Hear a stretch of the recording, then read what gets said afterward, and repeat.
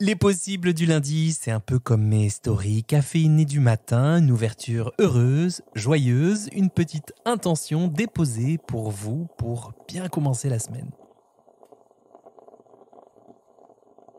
Lundi dernier, j'avais partagé avec vous un mantra d'autocompassion assez simple et pas si perché que ça, enfin j'espère. J'espère surtout qu'il vous accompagne.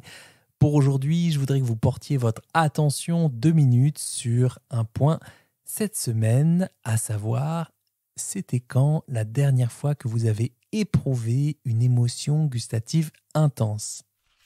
Alors, une émotion gustative intense, c'est une réaction profonde, une réaction vive que l'on ressent lors d'une dégustation d'un aliment ou d'une boisson. Ça m'est arrivé samedi soir alors que je me rendais chez des amis pour un anniversaire. Je devais amener du pain et du fromage, consigne très basique. Je me suis dit, plus c'est simple, plus il faut que les produits soient de qualité. Ok, je m'étais mis un peu la pression. J'ai fait quelques bornes en vélo jusqu'à Montreuil pour trouver du pain au levain naturel et j'ai ensuite rendu visite à mon fromager à Vincennes, fromagerie Platini. Et là, eh bien, il me fait goûter une énorme lichette de comté 24 mois d'affinage avec du poivre du Sichuan, cette province du sud-ouest de la Chine, bien connue pour sa cuisine épicée et aromatique. Je suis resté vraiment interdit, quoi.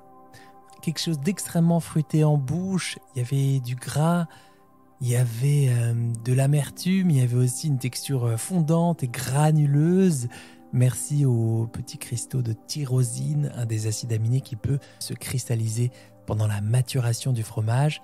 Et j'étais là, il y avait des gens dans la boutique, j'explorais, je ne disais rien.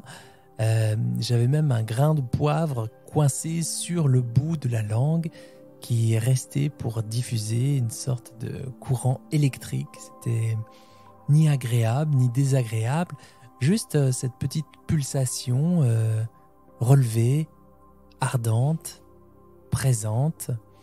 Et c'est exactement le mot que j'avais en tête quand je suis ressorti. Je me suis senti présent. J'ai bien sûr régalé ensuite mes amis. J'ai surtout pris une double ration de ce comté pour me faire d'autres lichettes extraordinaires et exploratives toute la semaine. Et j'ai remarqué que le temps ne passait pas de la même manière, que l'intention était profondément tournée vers quelque chose de bon pour moi, que je prenais le temps de m'en servir avec une petite assiette, un morceau de pain juste tiède, avec un petit rituel de dégustation. Voilà, même 5 minutes, je prenais le temps. Je prenais le temps. Alors voilà, j'aimerais pour vous que cette semaine, avec l'aliment ou la boisson de votre choix, vous puissiez expérimenter peut-être une association, une manière de faire qui soit accessible et bonne pour vous, mais surtout, si possible, qu'elle vous procure de l'émotion. Pourquoi pas revisiter un moment dans le livre L'éloge de la gourmandise, l'auteur écrit ces lignes: au vrai, l'un des plus sûrs voyages dans le passé reste celui du goût. Voilà, souvenez-vous, tout est possible, tout est possible. Je vous souhaite une semaine de soleil et de rire. Abonnez-vous pour me soutenir et à très vite pour un nouvel épisode dans la poire.